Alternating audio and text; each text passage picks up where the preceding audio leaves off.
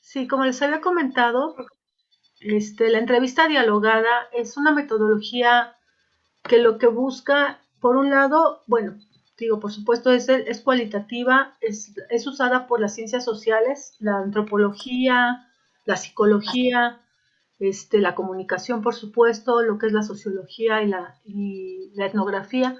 Utilizan este tipo de metodologías, por un lado, porque es una manera sencilla, que no se invierte mucho realmente, más que tiempo, es lo que sí se pide, que haya mucho tiempo para poder estar con la gente, entrevistarla, y analizar un poco lo que ellos nos están diciendo, pero también a nivel de estudios de género, la metodología de reescribir la historia o de la entrevista dialogada, lo que permite es que la persona que ha sido víctima de la violencia pueda reescribir su historia, pueda regenerarse y pueda construir otra forma de vida, ¿no? Entonces, bueno, pues yo quiero como contarles un poquito de mi experiencia con esta metodología, cómo fue que surgió. Y bueno, lo primero que, déjenme ver.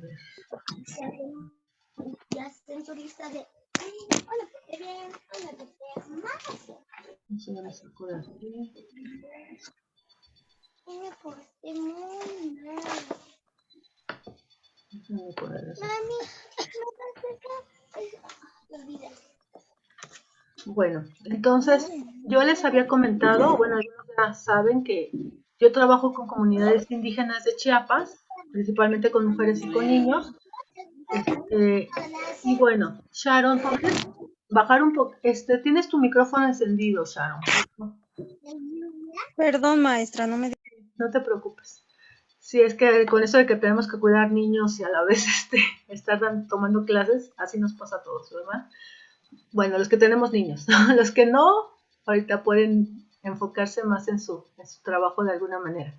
Bueno, les comentaba, yo he trabajado con las comunidades indígenas de Chiapas, con niños y mujeres zapatistas, hombres también, por supuesto, pero bueno, lo último, sobre todo en este sentido de la metodología, lo que he usado ha sido esta metodología justo porque empecé a trabajar con las mujeres. Y bueno, me di cuenta que a lo mejor teníamos que tener otro tipo de metodologías diferentes al dibujo, que es lo que yo normalmente manejo para reconocer los contextos. Este es un dibujo de Pedro Petul. Y bueno, se llama Marcos enseñas la lucha a su hijo. Como se pueden dar cuenta, la representación es muy interesante. La verdad es un dibujo muy bonito, está hecho a lápiz o a pluma en una hoja de cuaderno. Y la verdad es maravillosa y tiene 12 años este niño. Bueno, un poco la idea de la contrainsurgencia en el caso donde yo trabajo es que se busca destruir la historia y la posibilidad de futuro a través de mecanismos políticos, sociales, religiosos, culturales y militares, por supuesto. Entonces la violencia realmente no solamente busca desdibujarla o desaparecer a la gente de manera directa, sino que busca como vaciar la historia. Es algo bien interesante porque normalmente pensamos que la historia no es importante, o la historia que nosotros ubicamos bueno, para algunos, ¿no? No es importante la historia, pero la historia permite reconocer que hacia dónde vamos también, qué ha pasado en la historia, cómo se ha ido construyendo, y cuando alguien quiere acabar realmente a una persona, lo importante es acabar con su historia, es dejar huella en esa historia y que después ya no pueda seguir adelante, ¿no? Yo voy a ir presentando estas diapositivas, pero ustedes pueden interrumpirme, pueden hacer preguntas si así lo desean, para que vayamos viendo cómo se va haciendo esto, ¿no? No sé por qué se está grabando. No, así se los voy a pasar mejor. Es que no está pasando la entrevista.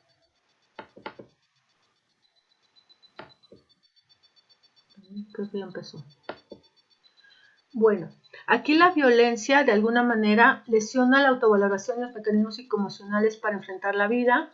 No solamente es esta idea que les comentaba, la violencia no solamente busca, es el momento que te deja marcado, ¿sí? O el momento que estás viviendo y que en el momento que se acaba ya sigues tu vida normal. La realidad es que sí te afecta emocionalmente, sí te genera como ciertos conflictos que a la larga se ven expresados Esto lo podemos ver a nivel psicológico, pero también a nivel social, ¿sí? Nosotros vamos a enfocarnos más en la parte social. No quiero que ustedes sean psicólogos, ¿no? Pero al final siempre terminamos siendo un poquito psicólogos de las demás personas o de nosotros mismos. Y bueno, las manifestaciones de violencia está, por un lado, el desamparo e impotencia ante lo ocurrido, la ausencia de futuro, que también hay bueno, el desamparo por un lado, el miedo, posteriormente la ausencia de futuro, que de alguna manera, no solamente les digo, es el momento de sentir que no puedes hacer nada frente a la violencia o tener mucho miedo frente a tu agresor, sino que también genera una ausencia de futuro, una sensación de que no hay hacia dónde hacer, no hay posibilidades de salir adelante ni de seguir adelante con tu vida. Y bueno, en algunos casos también pues este nivel de venganza, esto lo da sobre todo en las terceras personas, pensando en los niños, que es muy común que si su mamá ha sido maltratada, pues los niños quieran vengarse del agresor, ¿no? O un sentimiento en este sentido de que nadie más vuelva a agredirlos, a ellas o sus familiares. Por otro lado, la diferencia, bueno, yo les contaré que cuando yo empecé a trabajar esta metodología, realmente lo trabajé hasta el doctorado, y yo trabajaba con niños, les digo, la parte de violencia, le trabajaba los dibujos, pero se me ocurrió, ¿no?, la idea de que, ¿por qué no trabajar en niños y madres? O sea, ¿cuál es la relación de la madre y el hijo frente a la violencia, frente a un contexto de guerra? ¿Por qué las mujeres tienen hijos? ¿Cómo le hacen para ser madres en medio de un conflicto armado, en una comunidad militarizada?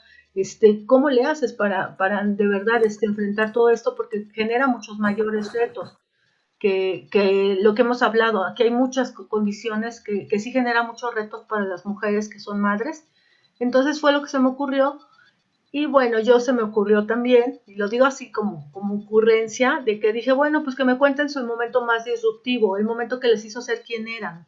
No lo manejé como un momento disruptivo, sino más bien les pregunté, bueno, ¿cuál es el momento que ha sido más importante en tu vida, el que te hace ser quien eres ahora?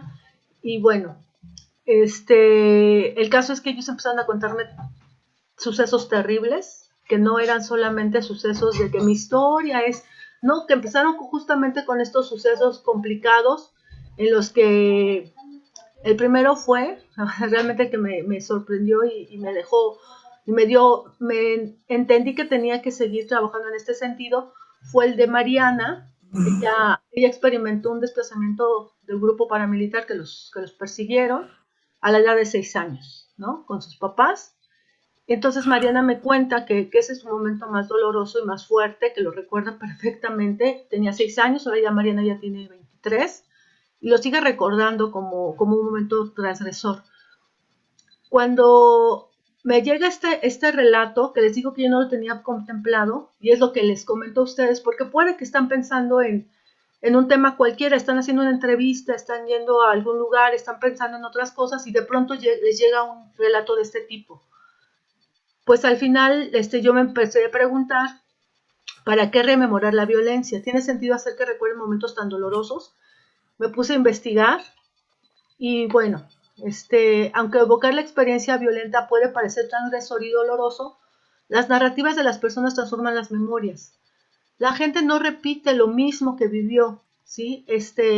La primera vez que lo repite lo siente, lo experimenta, de alguna manera lo vive, pero a la vez lo reconstruye y se reconstruye a sí mismo, ¿sí? Se va construyendo no es una repetición exacta de lo que ocurrió, sino que vas construyendo un relato diferente, vas transformándote tú también, y de alguna manera recordar la historia o recordar los momentos dolorosos, lo que buscas es recuperar la dignidad y el respeto personal en la narrativa pública de su experiencia dolorosa. En el momento que tú pasas de este sentimiento subjetivo, literalmente, que está dentro de ti, de tu inconsciente, de tu cuerpo, de tu ser, en el momento que tú empiezas a externarlo públicamente, aunque sea en una entrevista, aunque sea una persona, esto hace que la experiencia se vaya diluyendo, vaya construyéndose en otros momentos, e incluso vaya reconstruyendo tu propia historia. No vayas pensando en qué hacer. Entonces, en este sentido, bueno, nacen muchas categorías emocionales que no solamente tiene que ver ustedes saben, cuando yo creo que algunos se han entrevistado, he visto algunas entrevistas que han subido, y en esas entrevistas de pronto hay sucesos muy tristes, hay, como lo comentaban ayer también, de pronto hay gente que sí nos hace sentir tristes a nosotros también, nos hace sentir el dolor que están experimentando, o no quieres continuar pidiendo que hable más de esa situación, no es necesario, pero de alguna manera son categorías emocionales que normalmente, y como lo hemos platicado a través de la historia, después de la Ilustración y el Renacimiento, y vuelvo a estos temas, se ha pensado que la razón es más importante que la emoción, que el objetivo es más importante que lo subjetivo, pero lo que sí ahorita, y lo reivindican muchos estos estudios de género, estos estudios decoloniales, es que no, que también la emoción nos dice cosas, que también el sentido común nos dice cosas, que también el inconsciente nos dice cosas de nosotros, y que somos sujetos, al final seguimos siendo sujetos y compartimos, hacemos esta intersubjetividad, esto es, que dialogamos un sujeto con el otro, y entonces pues las emociones empiezan a ser como parte del cotidiano. Cuando tú entrevistas a alguien, si esa persona te cuenta algo triste, que la lastima, tú generas una sensación de empatía con esa gente. O por el contrario, si está muy feliz, lo mismo haces, tú respondes con una sonrisa. Es como parte del ser de ser sujetos, ¿no? Entre nosotros. Y bueno, de alguna manera los investigadores que hablan de estas categorías emocionales hablan que las emociones también generan juicios sobre el mundo.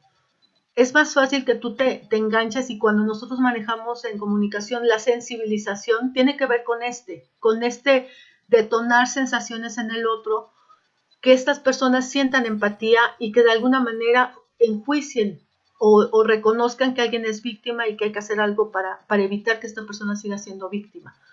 Entonces la naturaleza emocional, la categoría de víctima, bueno, hace posible, por un lado, entender que siente un dolor, por un lado, entender que es criticable que una persona se le infrinja dolor, que sea víctima desde el punto de vista político, pero también desde el punto de vista personal. Y bueno, y Arendt de 1993, hace muchísimo tiempo, pero bueno, la narración es la repetición en círculos de un suceso, es una forma de acción política. La acción de narrar en forma pública conecta un hecho particular con una explicación mucho más amplia, a pesar pasar del sufrimiento subjetivo del dolor individual al dolor como sentimiento político compartido públicamente. Parece que no, pero el hecho que nosotros nos pongamos en los pies del otro, denunciemos lo que está ocurriendo, promovamos este tipo de comunicación diferente, de alguna manera es una manera de contribuir en contra de la violencia, y de alguna manera también es que hacer que un sentimiento se transforme en un hecho político, en un hecho noticioso también, que nosotros hablemos. Claro, no es lo mismo cuando se utilizan, bueno, pues de alguna manera la tragedia de alguien para hacer morbo y generar o revictimizar a la víctima, ¿no? Como se ha platicado mucho que sucede con incluso los feminicidios, pero también los jóvenes desaparecidos, con este tipo de violencias. Entonces, lo importante es como ser muy consciente de esto y poder generar otro tipo de conciencia, ¿no? Mucho más profunda. Aquí les quiero compartir el caso justo de Mariana, la que les comentaba que vivió su desplazamiento forzado a la edad de 6 años. Aquí, bueno, les voy a leer esto. Dice: niñitos huérfanos, madres sin hijos, tuvieron que dejar a sus muertitos en el suelo. Acteal fue un infierno. Yo llegué de Poconichín, estamos enfermos, heridos de bala, con tos y frío. Mi hermanita lloraba, mi mamá la abrazaba y le daba su chuchú. A los niños nos acomodaron en el suelo de la ermita, pusieron ramas de pino para acostarnos, querían que durmiéramos, pero pues ¿cómo? Cerraba mis ojitos y veía hombres persiguiéndonos, macheteándonos. Sentía los aviones así en mi cabeza, echando luces, van a echar bomba. Caminábamos dando vueltas. Las mamás hablaban, pero quedito. Querían que no escucháramos, que no nos preocupáramos. Pobrecitos. Niños como éramos, sabíamos que querían matarnos. Esta historia la cuenta Mariana, que fue desplazada en Puebla a los 6 años, ¿no? Es una entrevista en el 2015. Y bueno, no sé a ustedes qué les parece este relato. Me gustaría que me dijeran qué piensan de este relato. Pues muy triste porque pues realmente estas personas no se ponen a pensar como en las comunidades que están pues abajo, ¿no? Sino que simplemente pues ellos buscan como sus intereses económicos y pues la población no les importa. Y pues bueno, no sé, me pareció muy triste. Ok, muy bien. ¿Alguien más, compañeros? Gracias, Sharon. Yo creo que... Vas, Steph. Sí, Fer, bueno, Fernando, sí. gracias. Yo creo que pues sin duda sí es algo como muy fuerte, porque pues imagínate, o sea, para empezar, niños huérfanos. Mm, ¿Y cómo se hace cómo se enfoca esta contrarrestación o ah, digamos, madres sin hijos, ¿no? O sea, desde cómo inicia la narración. O sea, creo que desde ese momento, pues sí, al menos yo me identifico mucho porque, pues, una historia parecida a la mía, o sea, a mi historia de vida. O sea, yo, pues no soy como tal huérfano, pero pues sí, o sea, mi madre nos dejó desde niños a mis hermanos y a mí. Este, y, y, y entonces, digamos que, pues nosotros salimos adelante solos, ¿no? Eh, entonces, niños huérfanos, madres sin hijos, o sea, pues yo, ay, sí, es todo muy fuerte. Madres sin hijos, pues yo creo que a final de cuentas sí, o sea, mi madre vive, pero pues es como si no tuviera hijos, ¿no?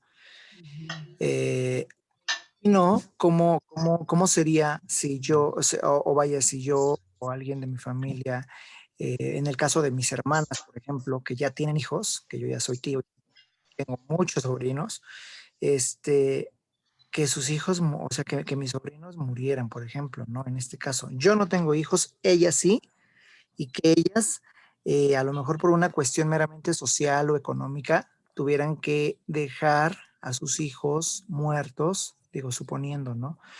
En el suelo.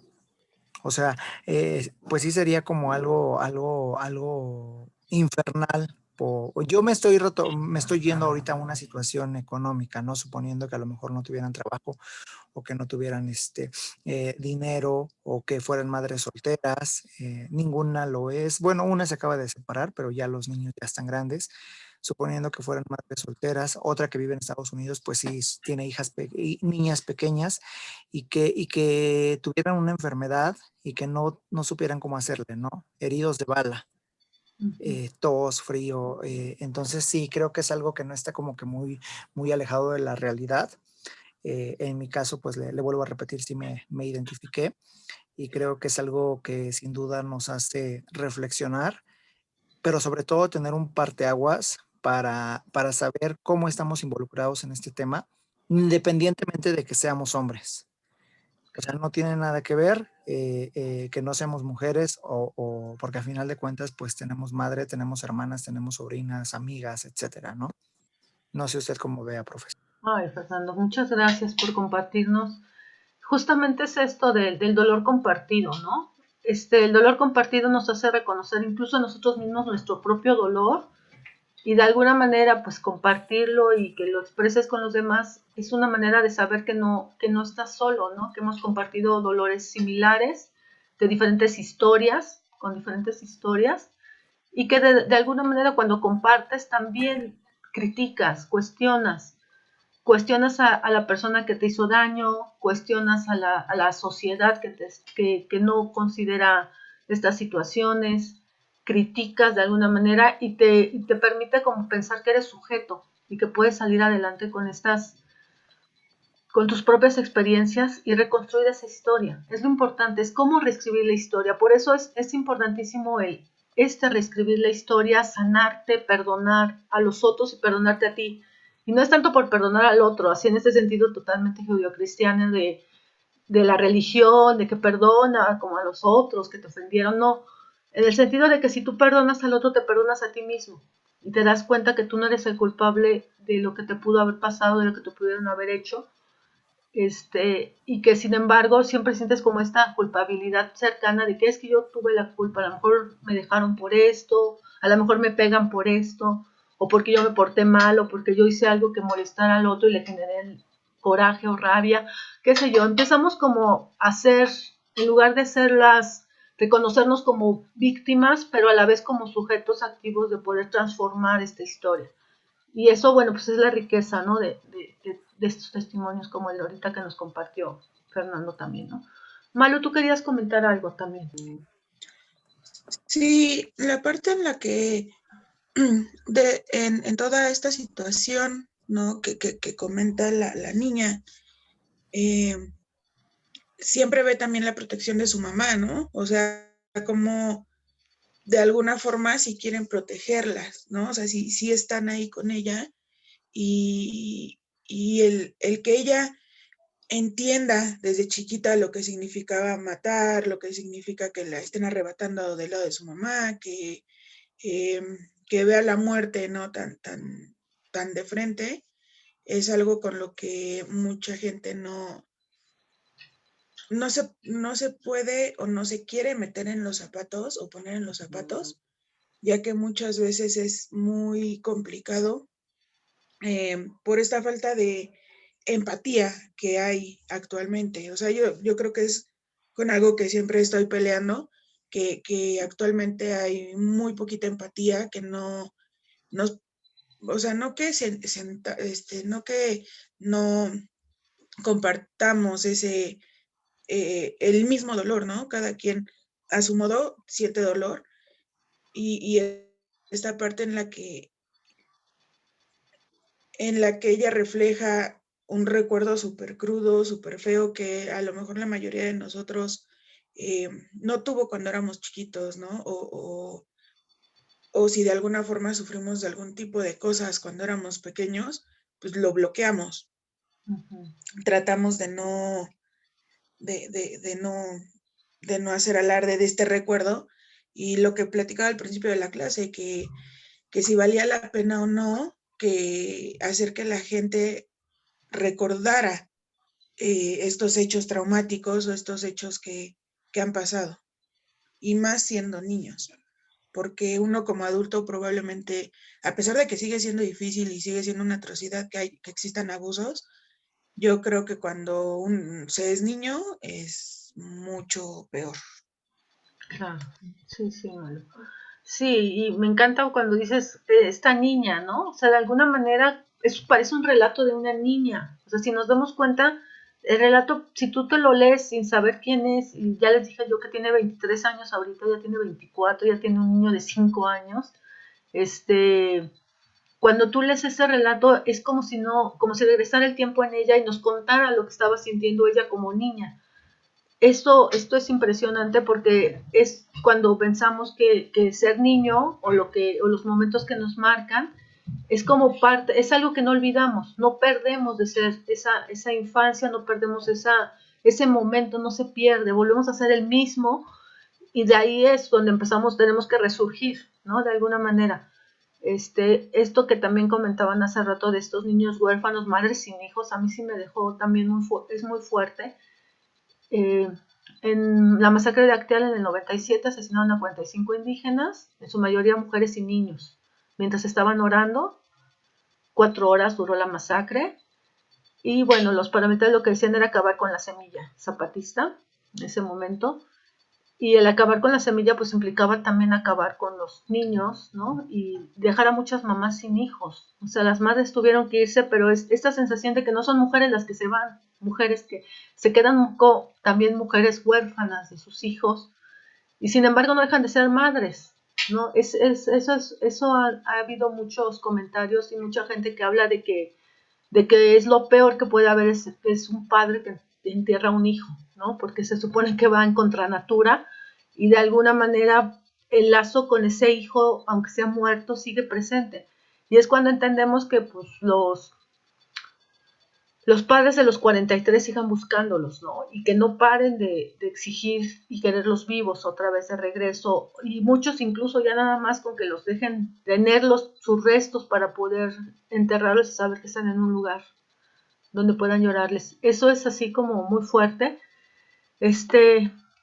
No quiero lastimarlos con estos relatos, pero está este relato, los niños también de alguna manera cuentan estas historias a su manera. Esto también lo vivió un niñito que se llama Jorgito, de 6 años, en el 98 hizo este dibujo, y su dibujo era este helicóptero militar mata a un niñito, y bueno, aquí se ve al niñito, ¿verdad? Es lo blanco es el helicóptero y el niño pequeñito que están aventándolo desde el helicóptero.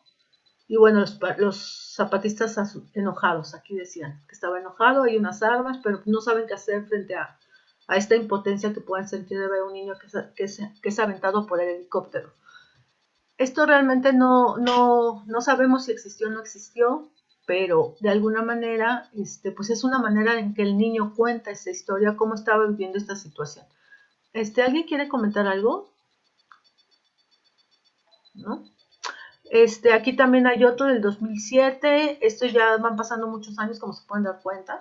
He estado mucho tiempo viviendo en estas comunidades.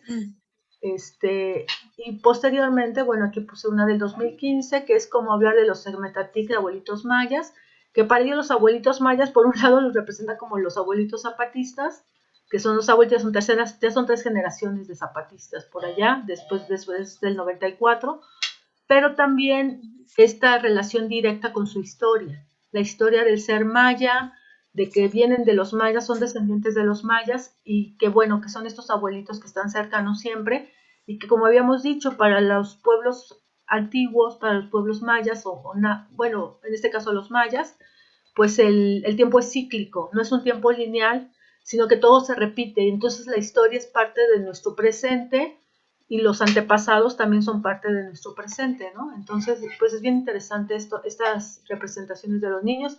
Este es de un desalojo que también quieren su tierra, siguen los militares en comunidades. Hay muchas comunidades que siguen militarizadas actualmente todavía, ¿no? Digo, ya los soldados ya tienen hijos y ya los retenes cada vez son más grandes en estas comunidades.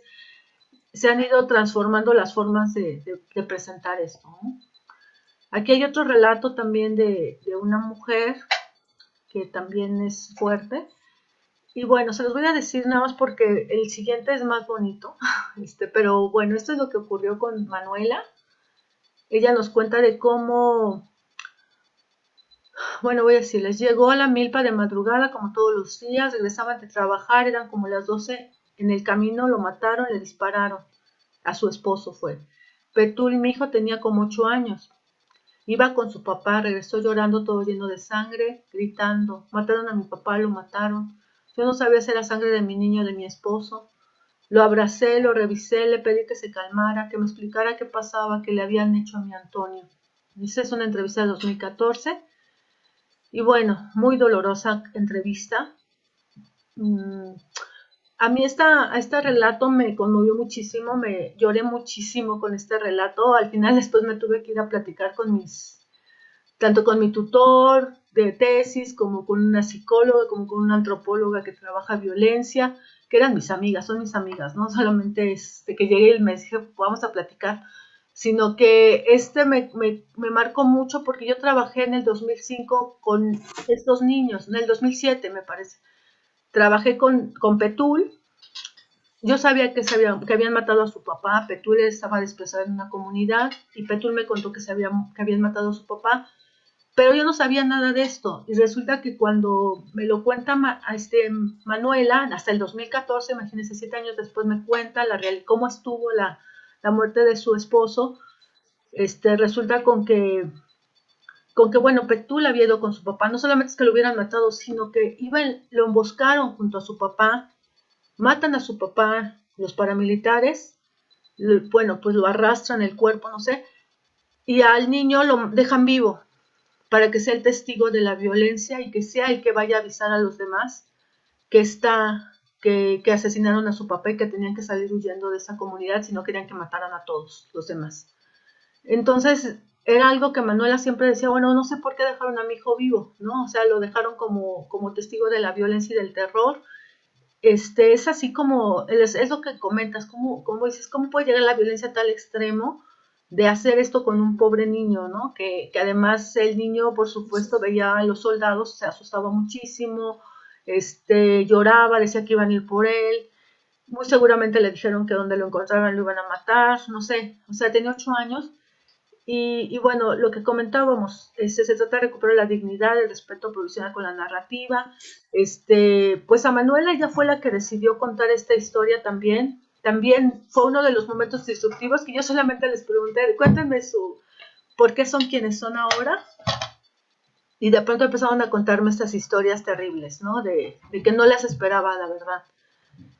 Pero bueno, lo que sí sabía es que esto, ¿no? Que nuevamente vuelvo a decirles que la violencia es derrotada por la rememoración. Cuando nosotros contamos nuestros contextos de violencia, nuestros dolores, derrotamos derrotamos a la violencia. Al narrar y narrarse, el ser humano construye y se reconstruye. Mediante la rememoración, los sujetos condenan el uso de la violencia, identifican las causas y reconocen sus fortalezas. Entienden qué es lo que ocurrió, qué era lo que les estaban haciendo, y bueno, pasamos de esta visión de ser las víctimas a los antagonistas y al ser sujetos de que podemos actuar no pudimos actuar sobre la violencia, sobre el abandono, sobre el dolor, pero sí podemos actuar después, cuando pasamos trascendemos y sobrevivimos a estos espacios, entonces podemos construirnos y reconstruirnos, ¿no? Y bueno, este es Petul, este es el relato que me parece muy impactante también, justo porque nos habla de la otra visión, de la capacidad del ser humano de salir adelante de alguna manera. A Petul yo lo entrevisté, les digo, a los como 4 o 6 meses después de que pasó lo de su papá. Él no me contó lo que contó Manuela. Él decía que los chinchulines, que son los paramilitares, son muy malos. Cuando atacaron mi comunidad hacían ruidos como de animales, decían que iban a acabar con la semilla zapatista. ¿Qué significa la semillita zapatista? Bueno, la semilla zapatista. Mi papá decía que la semillita zapatista éramos nosotros, los niños en resistencia. Por eso tuvimos que huir para que no nos mataran como mi papá. Él era Pijilwinik, hombre sabio y autoridad autónoma de la comunidad. Lo emboscaron y lo mataron. Yo no quiero ser autoridad como él, quiero ser insurgente. ¿Y no te da miedo? Claro que me dan miedo los tanques y las bombas, pero más miedo me da que maten a mi mamá y mis hermanitos. Bueno, es impresionante. Primero, la capacidad del niño de reconocer quiénes son los que estaban atacándolos, de recordar el relato de su papá, ¿no? El decirle que él era la semillita zapatista que iba a dar, que iba a florecer y que iba a ser fuerte y que iban a ganar y que iban a ganar un lugar digno para ellos. Y bueno, por otro lado, esta idea de que no estaba buscando la venganza, como suele hacerse, sino pensar que quería defender a su familia, el pensar que quiere ser insurgente de grande o que quería ser insurgente de grande, pues de alguna manera no era para vengarse, sino era para defender a su familia, ¿no? En esta idea de autodefensa que tienen las comunidades y muchas guerrillas, no solamente la zapatista, muchas guerrillas en varias partes del país, tienen como la visión de que es para defenderse, es una forma de autodefensa, no de tanto de agresión o de violencia o de terrorismo, ¿no? Como es en otros países. Y bueno, a mí me gusta mucho recordar esta historia de Petul, y la verdad me impacta mucho que también, que Petul ahora ya tiene 25 años, y Petul es también autoridad autónoma igual que su papá, ¿no? O sea, al final no se hizo insurgente, sino se hizo autoridad autónoma, y siguió con esta idea de seguir adelante y seguir luchando por proteger a sus familias. Entonces, bueno, pues se puede decir que a nivel subjetivo, por un lado, él construyó una historia diferente. Aquí es interesantísimo esta parte que quiero compartirles como para no terminar de manera triste la presentación que traje. Es que ellos, las mismas comunidades indígenas en este caso, tienen una capacidad de solventar y de acabar con la violencia y de acabar con el dolor de alguna manera, haciendo fiestas, recordando, haciendo conmemoraciones, recordando cada 1 de enero de todos los años, a las 12 de la noche, recuerdan el levantamiento armado del 94, salen en madrugada, hacen su fiesta a la 1 de la mañana, a la primera hora del 1 de enero, hacen esta rememoración, recuerdan a sus muertos, recuerdan a los que lucharon por sus pueblos, los que han ido perdiendo, los que han ido muriendo, pero también recordando esta parte importante de su vida, ¿no? El Kush Lejaltik significa estar organizada, esa es una fiesta, ellos dicen que eso es una fiesta, el Kush Lejaltik es estamos vivos, y como estamos vivos tenemos que disfrutar y agradecer que estamos vivos y a la vez estar organizados, es lo que ellos dicen, y ser responsables con esta vida de estar bien, ¿no? Y por último les cuento esta historia que me llamó muchísimo la atención, que también pasando el 97, igual en esa temporada, veníamos de trabajar con los niños y entonces yo vi que en Polo, que era el municipio autónomo, había como una fiesta, ¿no? Yo llegué y les pregunté por qué están en una fiesta, quiénes llegaron, ¿no? A esta fiesta. Y bueno, lo que nos dijeron las autoridades es que querían que les ayudáramos a hacer obras de teatro, que organizáramos juegos, que hiciéramos algo, éramos como 8 personas que estábamos trabajando ahí, y lo que nos dijeron es que se están preparando los paramilitares para matarnos, ¿no? Nos quieren agarrar dormidos, y no.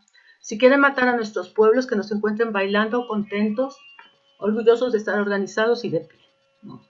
La verdad me dejó impactada esta respuesta de decir, no inventes, o sea, nos quieren matar, bueno, pues va a ser de pie y van a estar felices, orgullosos de estar haciendo lo que creemos que es justo y necesario para nuestros pueblos, y no nos van a agarrar dormidos, ¿no? Esa vez realmente yo no sentí miedo de que fueran a atacar a los paramilitares, sentí mucha rabia, sentí mucho coraje, me sorprendió la respuesta, y a la vez me di cuenta que sí estaban dando vueltas las camionetas de los paramilitares, pero no entraron. Yo creo que sí pensaron que había una gran fiesta, que había a lo mejor observadores internacionales, que había gente de derechos humanos, qué sé yo, no quisieron entrar, pero a la vez la gente se puso muy feliz, estuvo muy contenta ese día en la fiesta,